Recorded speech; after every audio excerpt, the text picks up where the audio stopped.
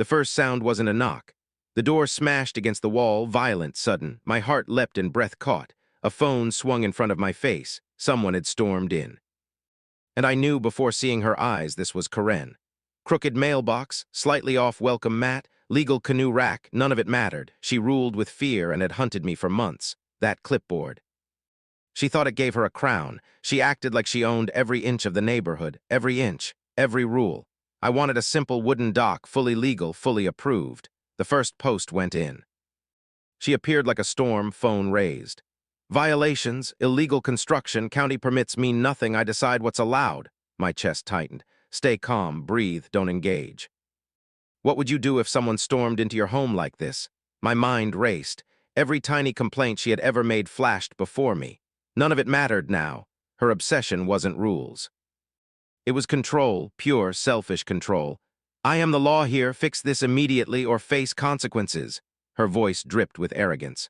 The clipboard clutched in her hand felt like a crown to her. She thought she owned the world. Then I noticed the change in the room.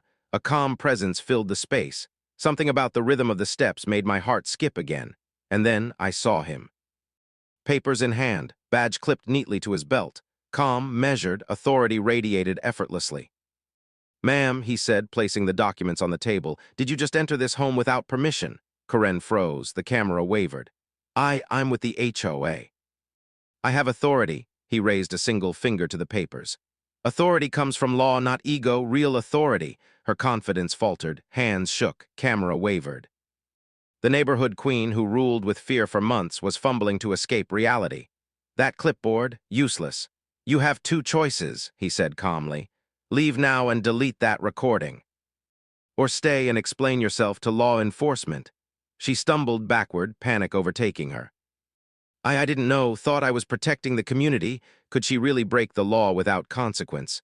That thought had crossed my mind before. Now the answer was crystal clear. No. Not anymore. Her face drained. Her hands shook harder. She nearly tripped over the welcome mat she had obsessed over. Reality hit her like a hammer. Her smug aura vanished. Exposed. Vulnerable. Humiliated. Hit like and subscribe if you love seeing bullies get their comeuppance. The doc finished without another word. Karen never returned. When I saw her again, she crossed the street to avoid me. The neighborhood returned to quiet. My cabin became a sanctuary again. Sometimes people who think they're powerful are only as strong as the fear they instill. Remove fear, calm presence, law, preparedness. Suddenly, arrogance crumbles. The calm authority didn't yell. He didn't threaten. He simply reminded her of the rules she'd broken. In that instant, her reign of terror ended. Justice doesn't always roar. Sometimes it walks in quietly, sits down, and reminds the world who really has power. Weeks later, I walked along the dock, coffee in hand, watching the sunrise over the lake. The water was calm. Undisturbed, no more threats, no more letters, no more Karen sightings. Just peace, real, lasting peace. Every step on the wooden boards reminded me, tyranny only survives when fear keeps it alive. Remove fear, calm presence, law, and suddenly arrogance crumbles. Karen's confidence had been theatrical, loud, all-consuming. Now it was invisible, like it had never existed.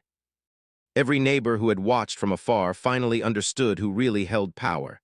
I kept all the documents on my desk, not out of threat, but as a reminder. Preparation matters. Standing your ground matters. Having calm, authoritative presence can make even the loudest bully shrink to nothing.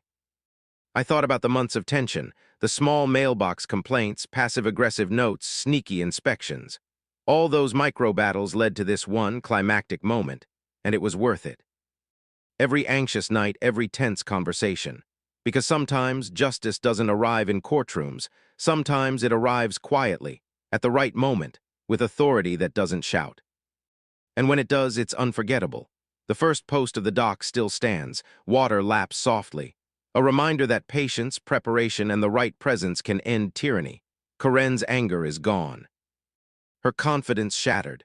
The neighborhood finally feels like home again. Have you ever had a confrontation where someone thought they had all the power until reality hit? That spike of adrenaline, fear, and anticipation is unforgettable. That's exactly what Karen felt in that instant. She ran out, nearly tripping, fumbling with her phone. The welcome mat she had obsessed over, trampled beneath her panic. The dock, Untouched, my home, untouchable. Real authority doesn't yell, it walks in. It ends tyranny quietly in an instant. My lake cabin is safe. Peace isn't loud, it's quiet, confident, permanent. Even months later, the neighborhood whispered her cautionary tale. Every overzealous HOA Karen who thought power came from rules or a clipboard suddenly realized what real authority looked like. Calm, measured, unshakable. That's the difference between arrogance and authority, between fear and respect, between a reign of terror and restored peace. The sun sparkled off the water. The dock stood firm. I knew no matter what petty grievances or Karen moments might come in the future, this lake cabin would always be mine, safe, serene, and sovereign. If you want to see more stories where justice quietly crushes arrogance, hit like and subscribe.